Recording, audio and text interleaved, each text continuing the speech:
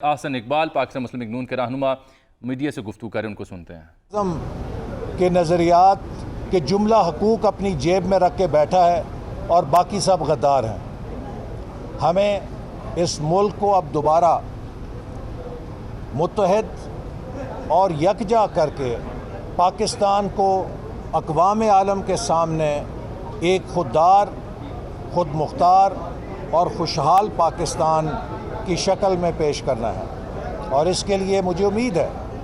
کہ یہ متحدہ اپوزیشن کا قومی جرگہ جو وجود میں آیا ہے، اس کے قائدین کی اجتماعی بصیرت سے اور قوم کی رہنمائی سے ہم پاکستان کو ان نفرت کے اندھیروں سے نکال لیں گے جو عمران خان نے قوم کے اندر پیدا کیے ہیں۔ ہم پاکستان کی معیشت کو دوبارہ اس مقام پہ لے آئیں گے جہاں پر 2018 میں ہم نے اسے چھوڑا تھا، بلکہ اب اس کو آگے کی طرف سب مل کر تیزی سے چلائیں گے۔ ہم پاکستان میں آئین کی حکمرانی کو مضبوط کریں گے، پارلیمنٹ کو ایک خود مختار اور باوقار حیثیت دیں گے۔ ہم پاکستان کی عدلیہ کا احترام کریں گے، اور سب سے بڑھ کر یہ کہ آج ہم پاکستان کے شہریوں کو یہ احساس دیں گے کہ یہ ملک ان کا ہے، یہ ملک ان کی رائے سے چلتا ہے، اس ملک میں ان کے ووٹ کی عزت ہے، اس ملک کے عوام کے سیاسی، معاشرتی اور معاشی حقوق کی حفاظت کی جائے گی، کوئی ان پہ ڈاکہ نہیں ڈال سکے گا، اور ہم اپنے جھگڑے بات چیت کے ذریعے، ہم اپنے تنازعات جمہوری انداز کے اندر آپس میں اچھی ماحول میں گفتگو کے ذریعے ایک دوسرے کو قائل کر کے حل کریں گے، بجائے یہ کہ ہم سڑکوں کے اوپر ایک دوسرے کے ساتھ گالی گلوچ کریں۔ ہمیں اپنے جمہوریت کے ماحول کو ڈیسنسی کی طرف لے کر جانا ہے۔ پی ٹی آئی کے ترجمانوں نے جو گالی گلوچ کی سیاست کی اور جو تھرڈ ڈگری کی زبانیں استعمال کیں، ہمیں اس کو دفن کر کے اپنی سیاست کو شائستگی اور تہذیب کے دائرے میں لے جانا ہے، تاکہ ہم مستقبل کی نسل کی جمہوریت کے اندر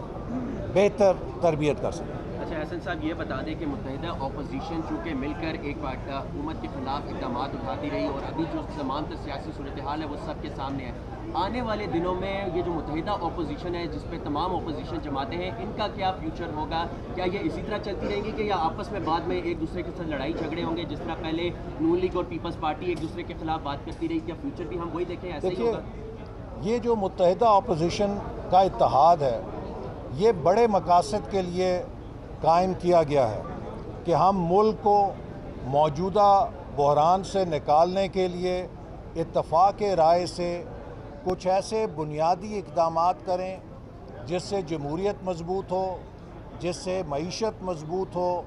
اور جس سے پاکستان کی سفارتی تنہائی ختم ہو۔ ہم سب کی منزل اس ملک کے اندر آزاد، منصفانہ اور شفاف الیکشن ہے، تاکہ پاکستانی قوم کو یہ موقع ملے کہ وہ بغیر کسی مداخلت کے اس ملک کے مستقبل کے لیے اپنی خواہش اور اپنی منشا کے مطابق قیادت کا انتخاب کر سکے، اور آئندہ عام انتخابات میں ہر پارٹی کا حق ہوگا کہ وہ اپنے منشور کے ساتھ عوام کی عدالت میں جائے۔ لیکن یہ بات ہم کہہ چکے ہیں کہ اگر مسلم لیگ نون کو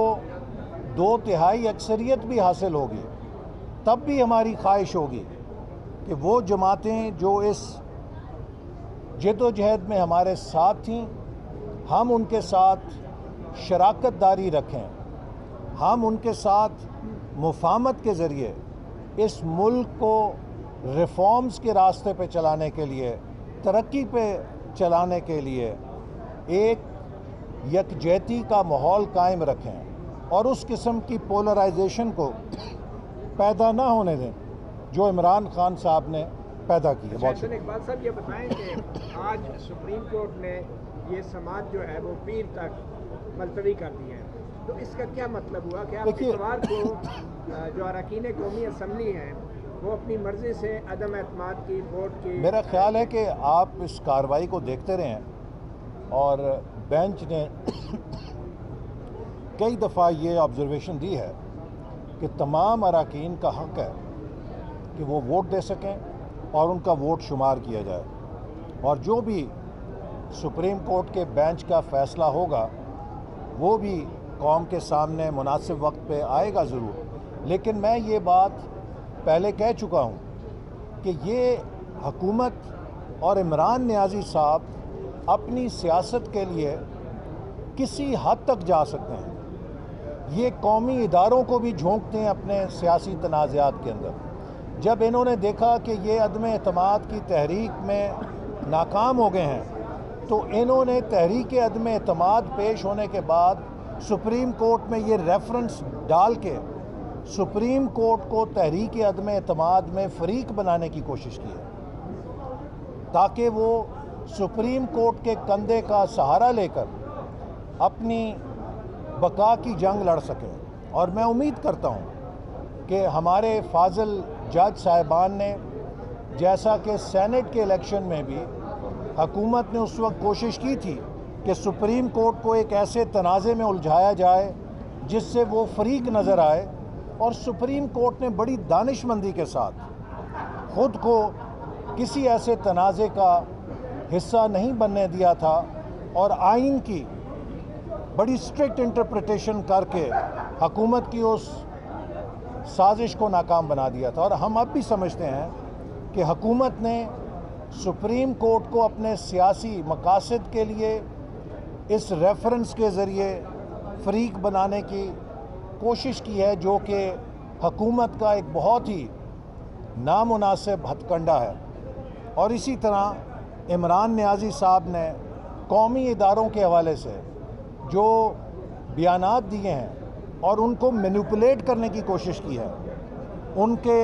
حوالے سے اپوزیشن سے کچھ ایسے بیانات منسوب کیے جو بے بنیاد ہیں،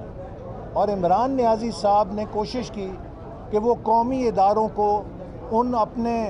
بیانات کے ذریعے مینیپولیٹ کر سکیں. یہ اچھی سیاست نہیں ہے.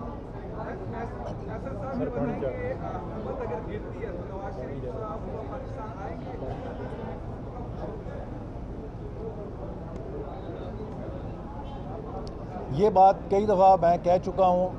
اور میں ایک دفعہ پھر کہتا ہوں کہ نواز شریف صاحب کی واپسی کا تعلق کسی سیاسی ایونٹ سے نہیں ہے. ان کی واپسی کا تعلق ان کے معالجین کے ان کو اجازت دینے سے ہے. جب بھی ان کے معالجین انہیں وطن واپس آنے کی اجازت دیں گے وہ پہلا جہاز لے کے پاکستان واپس آ جائیں گے.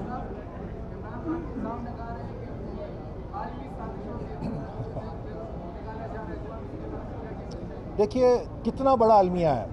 کہ وہ شخص جو فورن فنڈنگ کیس میں جواب نہیں دے پا رہا، وہ شخص جو ممنوع فورن فنڈنگ کے حساب سے بھاگ رہا ہے، وہ شخص جو توشہ خانہ کیس میں غیر ملکی تحفوں کا حساب نہیں دے پا رہا،